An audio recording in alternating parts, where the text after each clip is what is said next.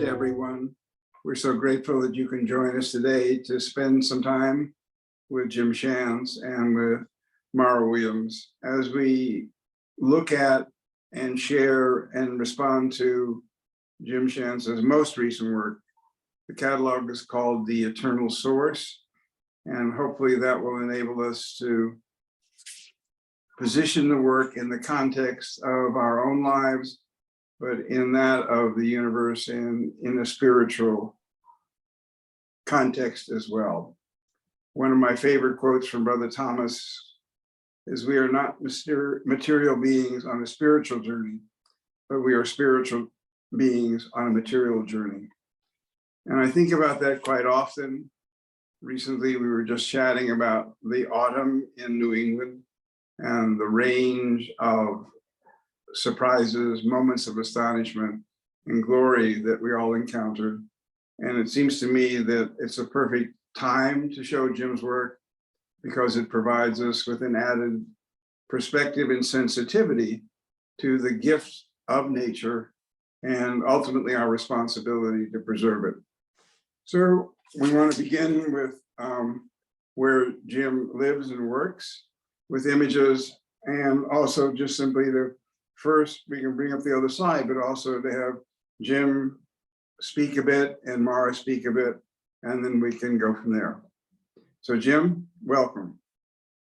Thank you, Bernie, and to Susan Pucker as well for this opportunity, and to Mara Williams for being with us today. We are really, I think this relationship together has been over, I think we look at it as about 35 years now. So it's been a great long relationship, and we have been on this wonderful journey together, or in terms of the gallery relationship, and that's almost as much time as my focus on nature as a subject when moving to the Berkshires. I was in the Berkshires for just a couple years beforehand and segued into nature. It became such a great resource for subject, and I felt over time it was something that continued to speak to me.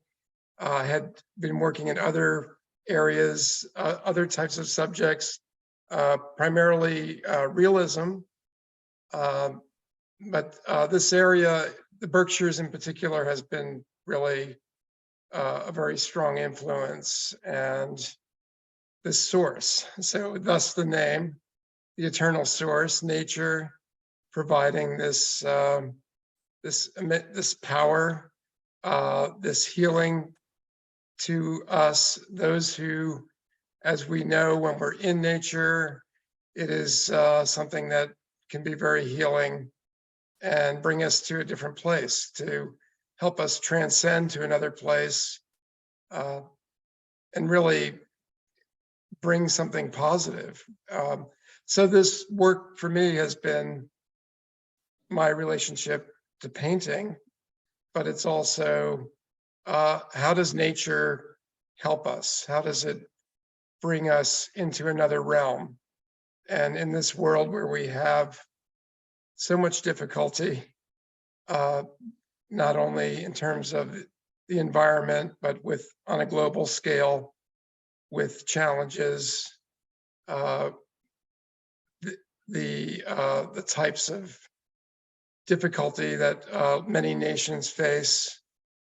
I hope that these works can somehow bring some kind of solace. When someone goes out in nature, they can find that. And I think with these works that this brings a sense of peace and positivity and hope. So we can move into Carolyn, if you want to go, just to give you a little bit of background. This is our studio in Housatonic, Mass, which is just south of Stockbridge. My wife Kim and I share this space. We have the second floor of this, primarily the second floor of this Monument Mills building, which was a cotton mill for about 100 years, beginning in the 1850s.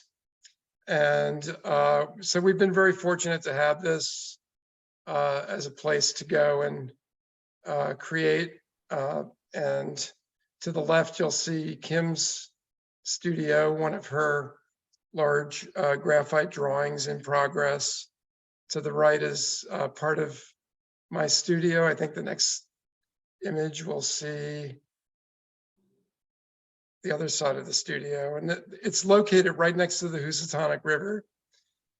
We also live next to the river, and this has been a great resource in terms of subject matter. But of course, the river was a resource for industry, as you know, with the mill. And in some ways, industry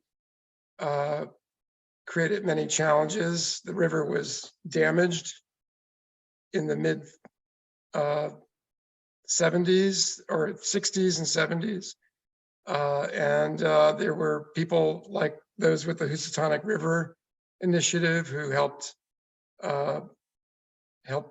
provide a focus on the need to make some changes. So the river for me has been really an important resource for the art, and also in terms of recognizing it for its beauty.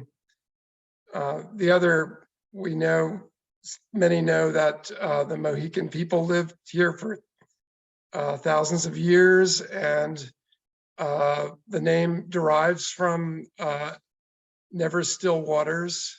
So their name comes from this resource, the river. And you can see there's one painting in progress in the studio. The Housatonic is a place that I go back to again and again for inspiration. So we'll move to the next image. Yeah, let me just interrupt with a couple of please thoughts. do. One of which is that I would say let's use 36 as a number of years, because in Jewish tradition it is double 18, which is a symbol for life. So we've already lived 2 good lives together and very appreciative of it. And secondly, Mara, I'd like your input in response to the notion that the nature around us can inspire artwork, but at the same time, we need to be cognizant of our responsibility to it. And you live in a beautiful setting, which you described to us earlier, and how we can be energized to take responsibility for the world around us. Well, I think one of the things that I find with art is, art can help us, because to look at art is to look at something closely and to investigate it closely, that the skills of looking at art and the skills of looking at nature are actually quite similar. When you're looking at a sunset and you're really seeing how the universe is painted, the sky that evening, or how the light is filtering through trees and what the positive and negative spaces are. The sort of formal inquiry that you can make in your own little head, which is one of the fun things about life, is you can have a whole story in your head and you can have a whole way of enjoying your thought process about art and about nature.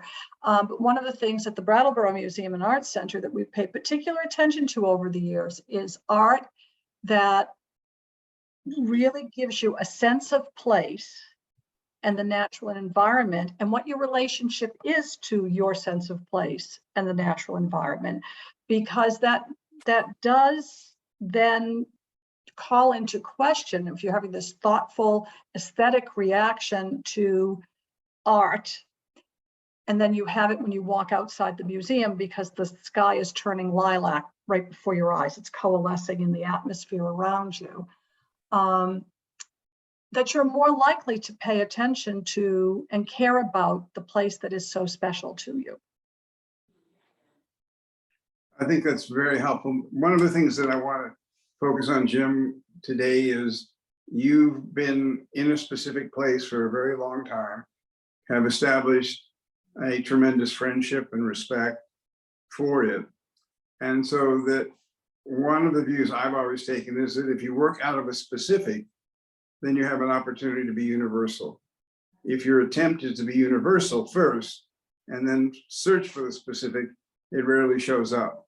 And certainly your friendship with the Housatonic in this particular place seems to me to invite us all to share in your pleasure, your attentiveness, and your awareness of what is around you. Right. So you're up. Sorry. It's a place for contemplation and meditation, and it is a way to transcend. So the river, these are places that I go back again and again and revisit, reinterpret. And I think the point also is how this source can continually change. There's always changes in light and times of year, of course. We have such a vast range of season, if you will. There aren't just 4 seasons, there are many, many seasons, and each with its own nuance. So there's all these different qualities of light, and it's really a point of departure for me. I'm able to really investigate painting ideas. So it's about giving me a place to work out ways to develop the medium and create these nuances. It's for me, I'm always discovering with this. So the subjects may seem to be somewhat similar, but with each experience, it grows and changes. There are different sets of circumstances, not only with the light and the time of year, but with the way the medium is talking to me as I'm working. So Mark, I mean, you and I have now our instant cameras. Years ago, we used to have sort of cameras where you had to change the film every 24 or 36 frames. How do you make the distinction between you and I photographing this and sharing that photograph, maybe enlarging it, and what Jim is both achieving and struggling to achieve? Well, I mean, I take some pretty damn good photographs for a non-photographer, I have to admit, and I even know how to edit on my phone. And it's fun. Right. And I love sending them to my sisters or my brothers because they live on Cape Cod where we grew up, or on a river down in New Jersey. And and we share our moon pictures and things, and it's just a friendship. And it's oh wow, that's great. But you can't on a phone screen, a quick snapshot, compare that to what an artist is doing with a medium that has a history and has tactility and has nuance and has hand. Right. I mean, even a professional photographer can do so much more with a sunset than I can. And the quality of the printing quality, really, it's the stuff of art. It's the stuff our whole body engages with a painting. It's not just our eyes. As I say to everyone, looking at art is a full body, full intellect, full spirit adventure, and that's how you have to approach it. So when I would approach any one painting or a group of paintings hung in the gallery or in a museum or in somebody's home, and if there were 1 or 2 by Jim side by side, I could see how he's using subtle undertones in one painting, and he's building this formal image in a very different way that he might be building it if he had red undertones as his underbase, and how then the surface comes alive in front of my eyes. So how he's using pictorial space is half the fun of a painting, not just a replication of a scene. It's also an opportunity to look at the next slide and to Great. continue that conversation. Yeah, Jim? I should mention these are both 4x4 feet, and what you were saying, Mara, about being immersed or surrounded, that these become more physical because you are more encompassed by the canvas, and they do have a way of, I think what you can do is really live in the painting because of the scale. I like this particular scale. I could even imagine working larger, but this has been a good size, which is proportionate in terms of encompassing my being. When I'm working on it, I feel like I am surrounded and in that space. And just to get back to the differences between photography, I mean, I use photo references. However, this is really a process of many, many hours of going back in and reinvestigating the surfaces and building. And there's really all these many stories within the painting that I am trying to tell. So it has to do with the artist's hand, but I think there's emotion, of course. That's what we are about. We're emotional beings, and the paintings are a way to convey that. And I think good photographers can do that, can convey emotion. The best photographers do that. But I think, certainly with a painting, I think it's about trying to put different levels and of emotion and experience into that surface. And that's where you can go into it and beyond the two-dimensional surface into another realm. So there we go with transcending your experience when you're in the space. And before we started, Mara and I were discussing how the Zoom is great to convey information, but there's no way you can replace being in front of the actual painting itself. For sure not, no matter how good and how many pixels you have. One of the things we're going to look at the next piece that brings to mind, and what you were saying, Jim, and what I think about quite frequently is Thomas's distinction. The primary reality is within. The secondary reality is without. It's the inner beauty that endures. And it is, in fact, the role, from my perspective, of the artist to engage us in your own pursuit and path to the inner beauty. And then you allow us into that conversation, into that space, into that moment, and into that experience.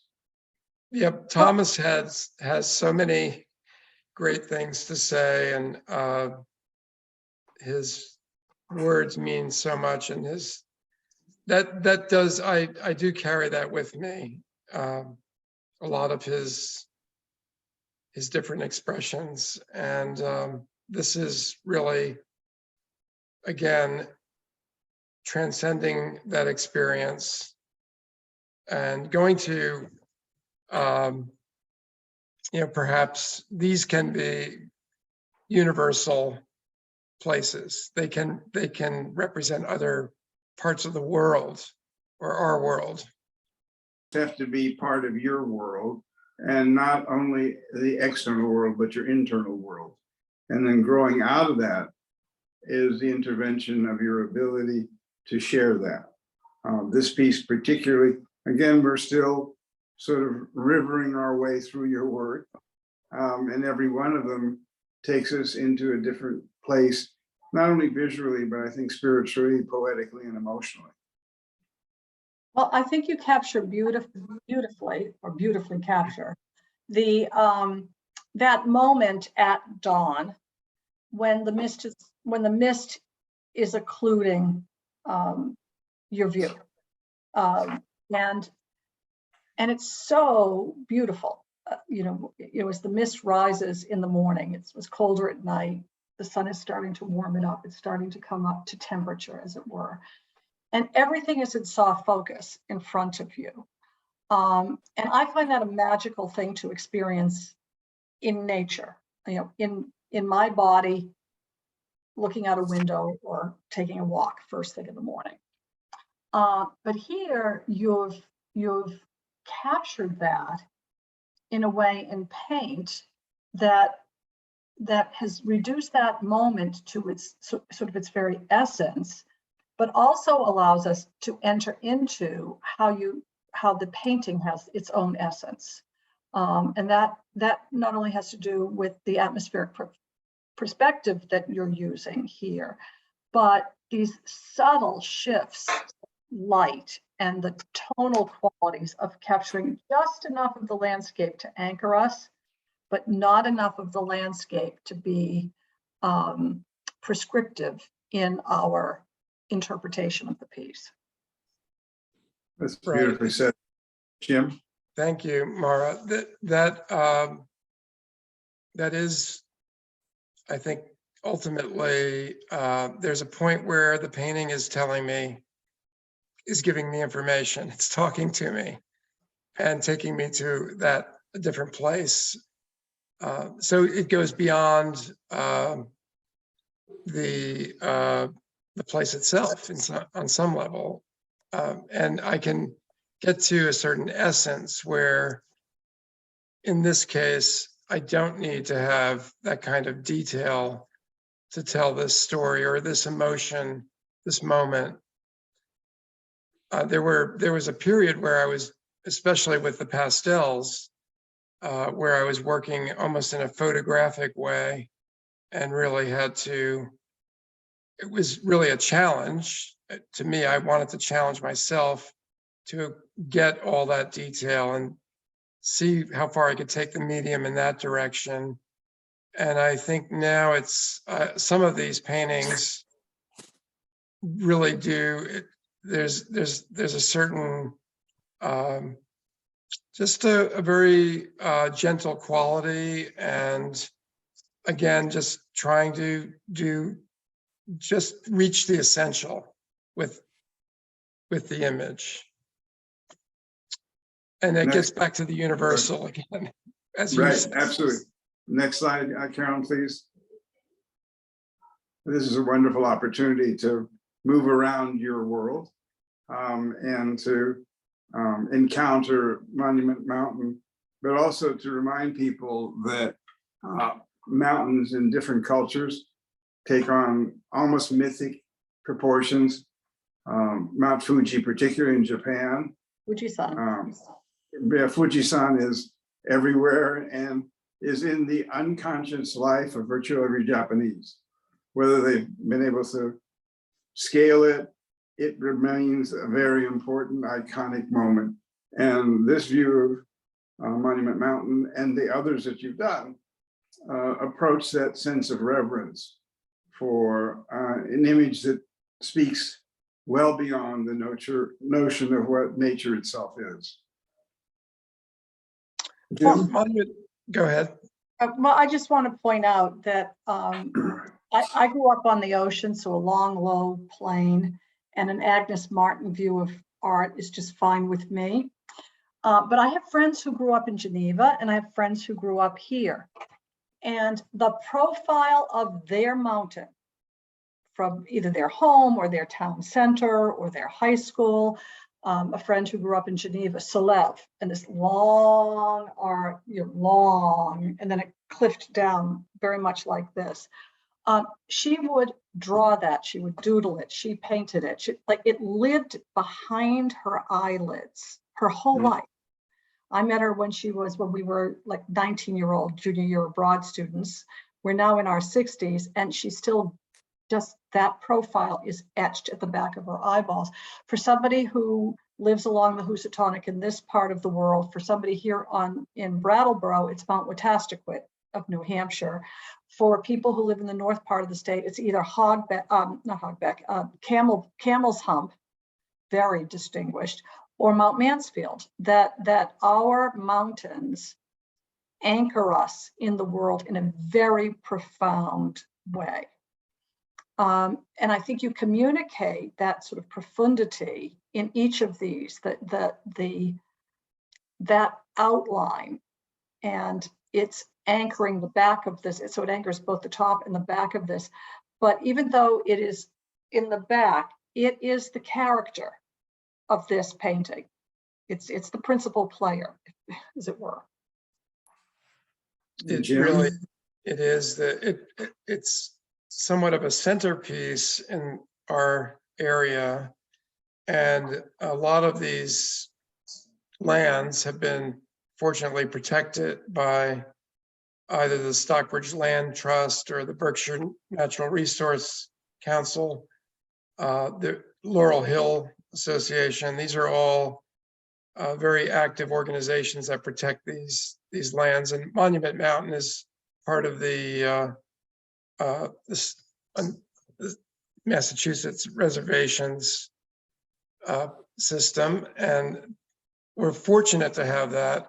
And it becomes like a friend. It's like some part of our home that we cherish, and it really has been a place to go and return to. And again, witnessing different lights.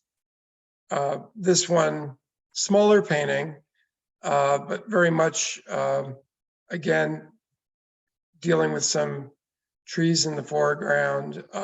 This is the time of the year, very unusual.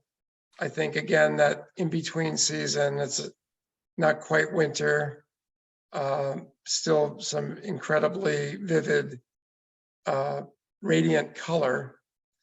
And just to be able to capture these moments and have that become something eternal is really very special. If we can go to the next one, I think we have. Before we do, come back go to ahead. that. I just want to make a point about your mastery of tone in this, just to be a little bit geeky, because I am. Right below the ridge line, in the tree line, you've captured what is, the leaves haven't quite gone away, but you're well out of peak. But the heathering of the mountain and the trees together, is so deftly handled here. And then just the glimpse of the river reflecting the purple light. So you get Purple Mountain Majesty in the background.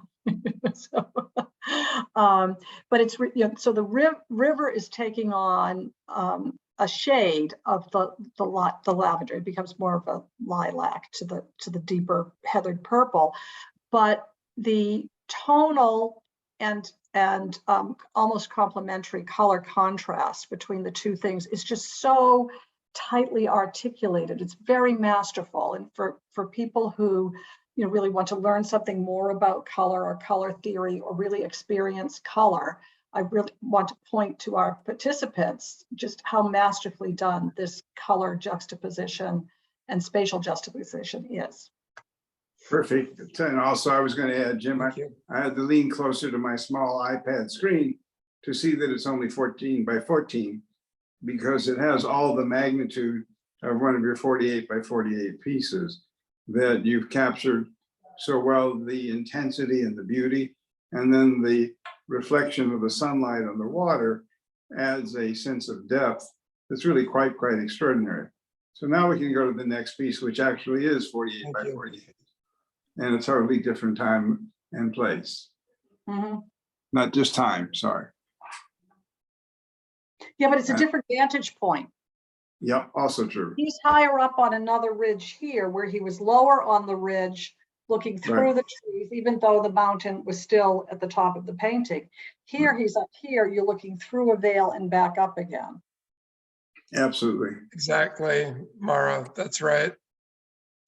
And I love when people, I love to figure out where the artist has placed me, because In one, you feel this, the first one, even though it was tiny, you felt this looming sense. And on this one, you feel like you could dive down and into this beautiful lush forest before you get to the river, before you get to the, so you've got a sky high view and a low view, and it makes your body feel different. I mean, if you're paying attention to your physiology as well as what's happening between your ears and into your eyeballs, an artist really can take control of your whole body for you if you let it. Or the painting can take control, maybe. Right. Yeah, that was not too particularly appropriate these days. So let's let the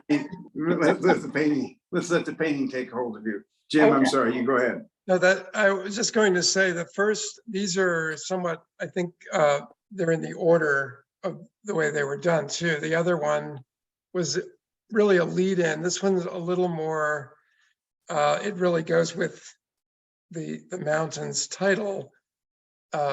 It's more monumental in a way. I wanted to get more of a grand quality of this experience of being up on a higher point. And it has a whole different set of qualities, very different from the other painting. Same subject, but we're seeing such a different feeling and approach. And of course, the scale is going to affect that. Mm-hmm. And I love, with both of these paintings, getting lost in all the detail of it's really suggestions of trees and pines that are in that closer section of the landscape. There's a nice play between suggestion of form, but also letting it go at the same time, letting it become more of a suggestion and somewhat of an abstraction of that place. And I think when we're in places, we are out there in reality, we don't necessarily see every detail when we're looking. We're really surrounded by that emotional space. So that's really what the story is about here. And I also love the contrast of this painting, that particular light where there was just that intense sunset, and that contrasted with that very cool landscape in the foreground with little hints of, there's some hot color beneath that, even in the foreground.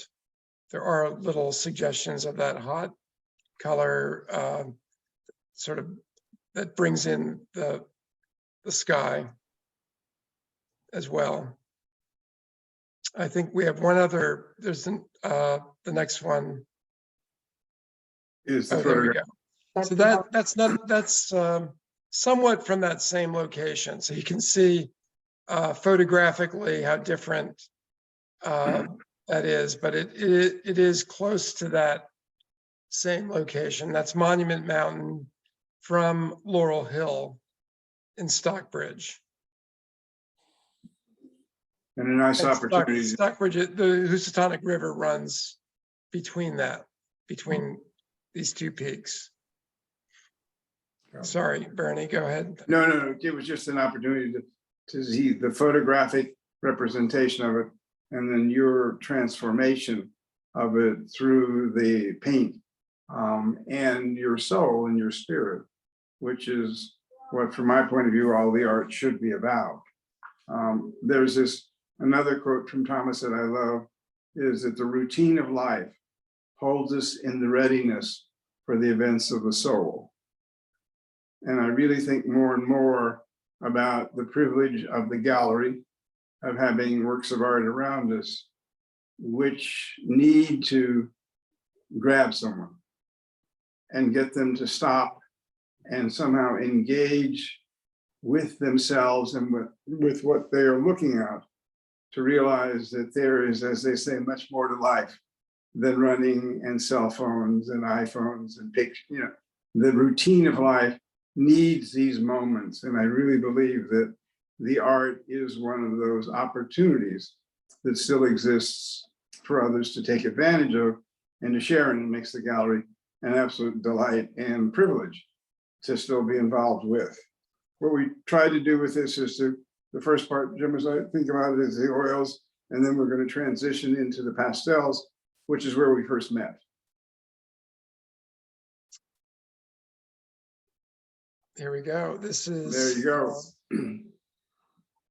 And from your perspective, just as you've evolved, pastel, oil, still from time to time moving into pastel again.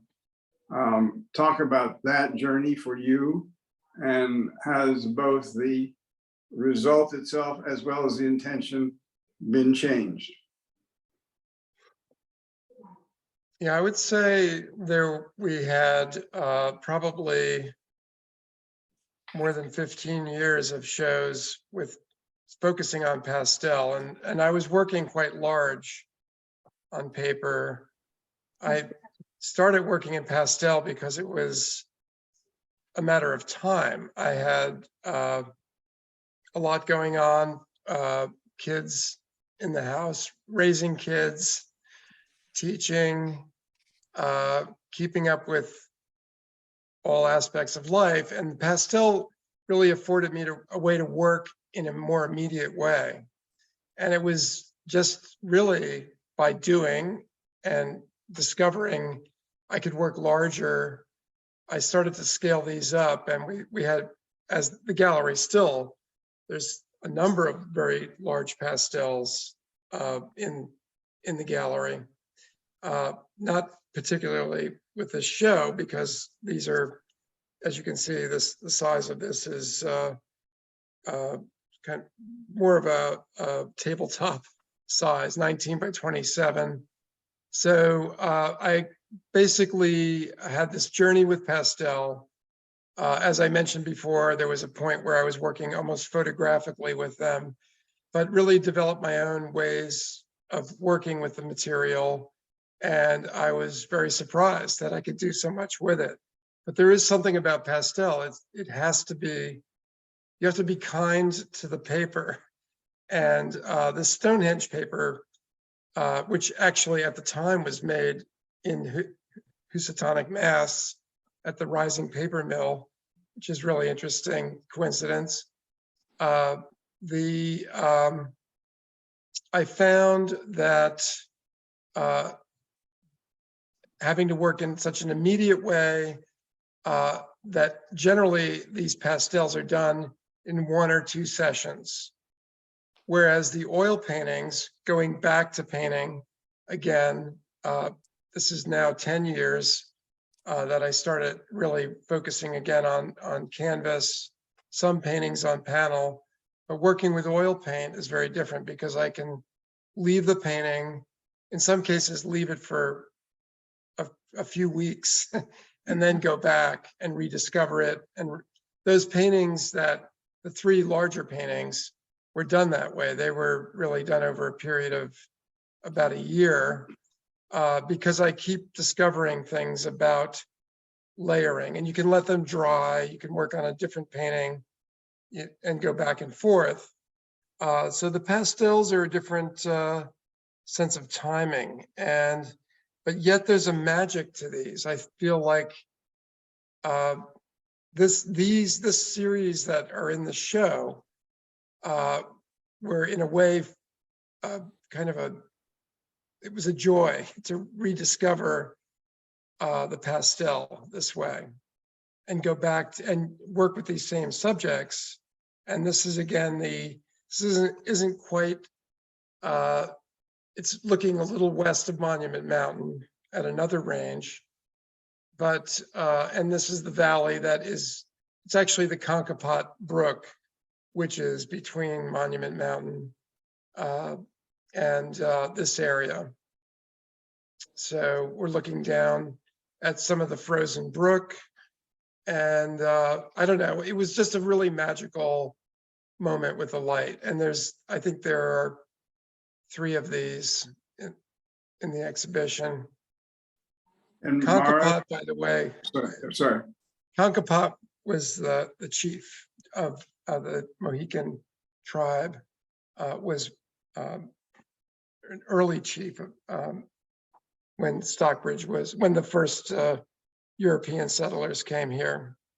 So he was very important in terms of building that relationship with the Europeans.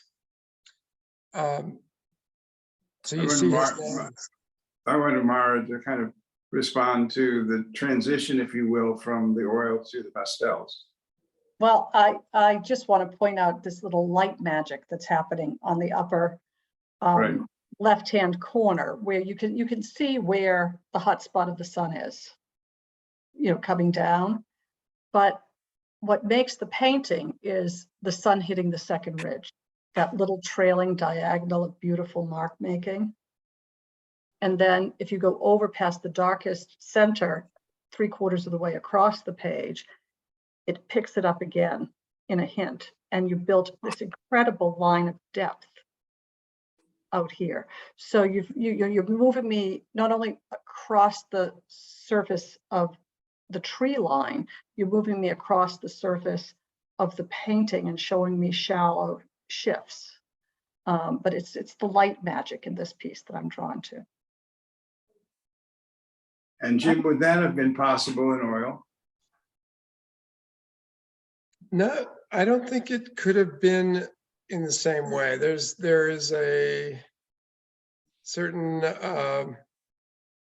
softness. I think to say definitively that it's not possible, I don't think I can do that, but I do think there's such a difference. It's the reaction of the surface of the paper with the pastel has a very different feeling. And also the other beauty of pastel is I'm using my hands directly. I always love that aspect of it. So you're really, it's almost like you're putting your fingerprints into that surface and building it that way. There's not a lot of heavy layering here. This is all just in order to get the luminosity with the color, I'm using really the white of the paper coming through. So I would have to say maybe I should try it in oil, Bernie, to really answer your question, but it would be different. There's no reason to try it. I was just interested because it seems to have a luminosity that is and freshness that and not belabored quality to it, that just look what happened. And it gives it a kind of glow that Mara referred to, and then helps move your eye across the entire piece. We should look at the next one, but I just thought for the sake of discussion, I was interested. Well, this is nice. Very nice on the screen. I have printouts in I apologize, I guess, to all who got the printed catalog, but seeing the images even small on my screen are just such a delight. Seeing them in person is even better, but this is pretty good. Mara, can you sort of share your thoughts about this piece? Is just completely that wonderful pastel, because I think it's the tooth of the paper and the fact that it is the hand of the artist. So there's something, anytime there's a drawn quality as opposed to a paintbrush quality, the hand of the artist becomes much more apparent, or at least immediately felt. But on this one, it has such a light through quality. It has almost a stained glass quality. In a lot of paintings, it's light on or light struck. So you're looking at it and you know that the artist has placed his or her light source to hit the painting or hit the side of a mountain or hit from outside, exterior to the picture itself. What's so exciting about this piece is I feel like it's glowing from within, as opposed to some light source that makes reference to the outside world. I mean, this does capture the outside world, but it really gives you that solid sense that it is the only way this scene could ever really exist is in this pastel. That's pretty high praise, Jim. Go for it. It becomes a, thank you, Mara. It's interesting because this, I think, by doing the paintings and having worked with the paint and focusing, going back to the pastel, there are probably things that I've rediscovered with the pastel because of having worked with the liquid medium. And it's interesting because this idea that it becomes another place, it becomes its own place, is really, this one really shows that, because I think perhaps years ago, I would have been tempted to continue to work into it and develop it and make it, bring out more and more detail. But I realized at a certain point that there was something special about leaving this as just that moment. It's not just the moment of light that existed, but it's a moment in the process of painting. And I think you could call this painting with pastel. So that's really what it's about. I think I appreciate what Milton Avery was doing, where he would just leave certain pieces very, very simply done. And because otherwise you're losing something else by adding more to that simplicity. And it does have, I really, that light is great because there's such great contrast with the warm and cool. I think you get a lot of this in winter. It's hard to, you don't quite see that same type of light in the summer. You might, well, with water, of course, in the evening, there is that warm and cool palette. But certainly with winter, you get this hot sunset with that cool landscape. And then there's all these little aspects of that hot palette or color seeping into the landscape as well. Let's look at the next piece, please. Thank you much. Jim, I remember these titles from the large pastels a long time ago. And so that's going back 3 decades. These are still the places that you seem to love to go back to. And fortunately, there are no real estate developments on any of them. So you've done a very good job of keeping the areas clear of buildings for us, which Mallory Lake did when she did her pastels. There were no light poles or wires going through it. It's a kind of editing of the world that we live in and allowing us to move into a space that we would all very much enjoy. So thank you. Yeah, I think it's somehow paying homage to the place. And although I have done some pieces early on with interrupted landscape or roads and wires, and I feel like I'm trying to, in a sense, these are land trusts. This is Gouldfield, which is part of the Stockbridge Land Trust, and this is right next to Tanglewood, actually. And in Tanglewood was certainly that area. The symphony, having that property, has preserved that land. So there are a lot of areas around, which centers around Monument Mountain, and also the Lake Mackinac, which are protected, and we're fortunate. And it's part of this is recognizing that to continue to preserve this.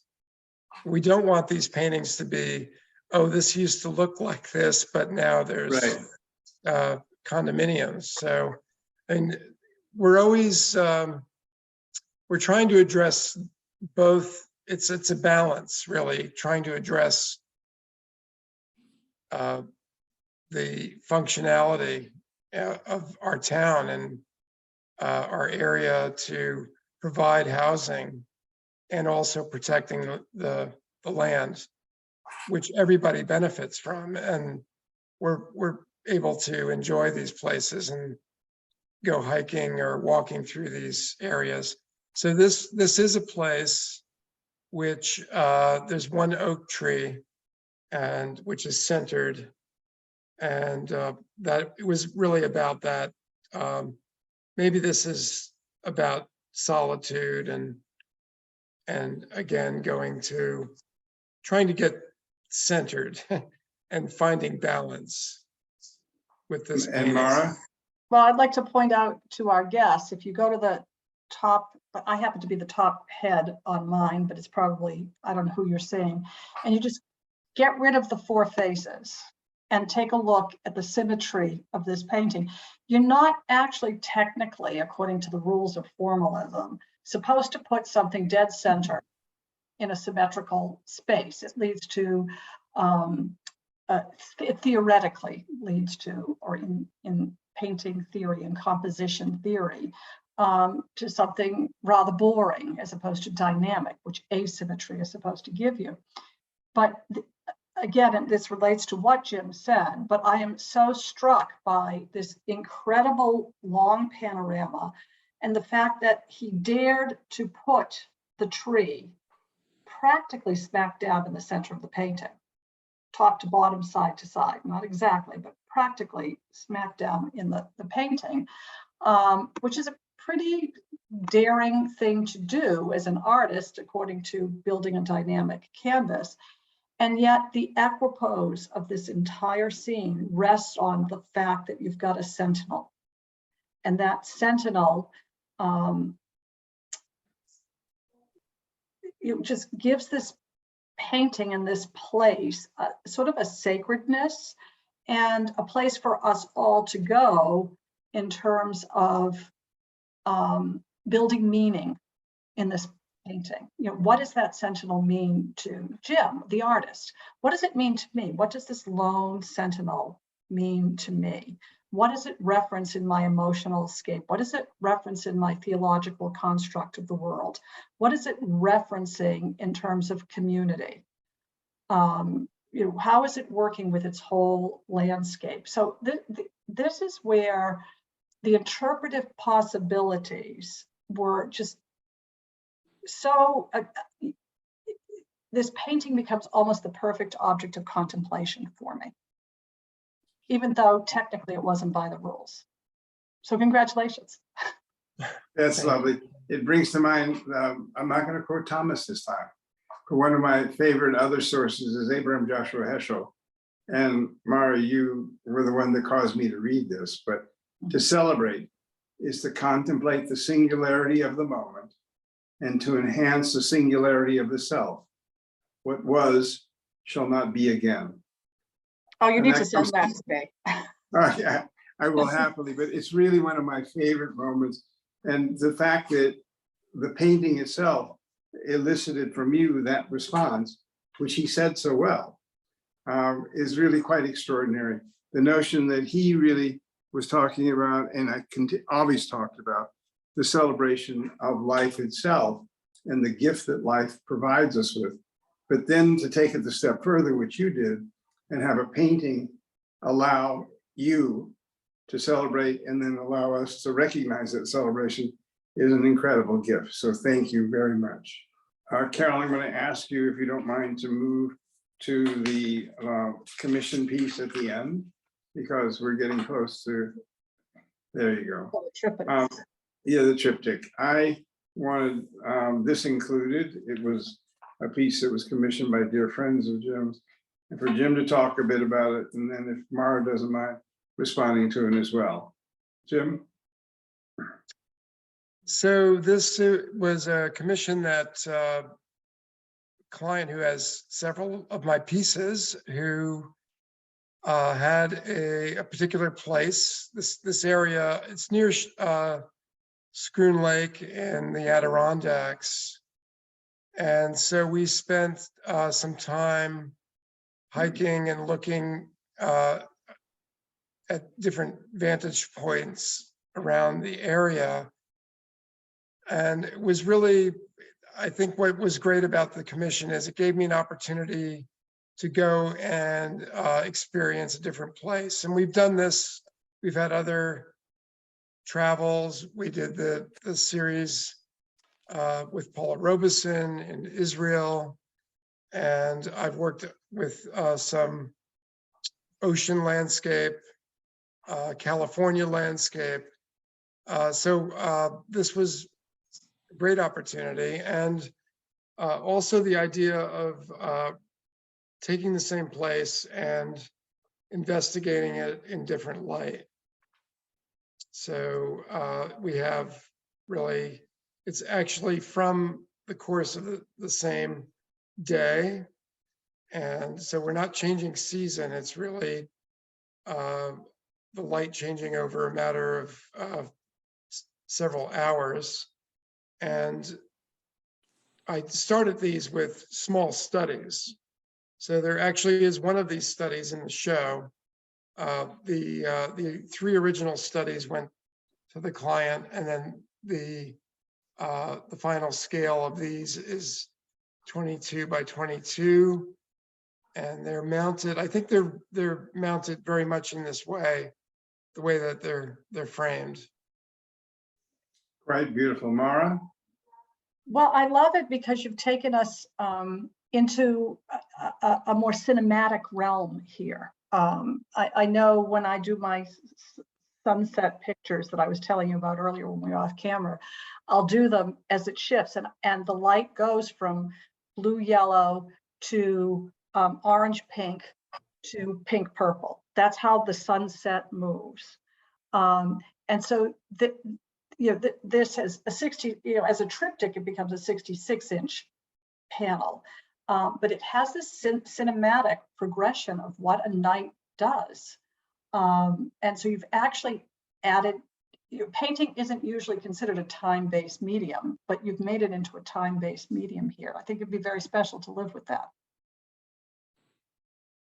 I think it is. These people have been very devoted to Jim for many years. And I have written to them on many occasions that for the most part, such patrons make the art better simply by expressing their confidence and commitment to the artist. It provides him or her with some additional freedom to continue to evolve and stretch themselves. And out of that opportunity comes some of the best work that they've ever done and takes them to a new place. So let me end with a couple of quotes. I do want to, though, first thank Jim and Mara. You're amazing. What a joy simply to look at the work with you.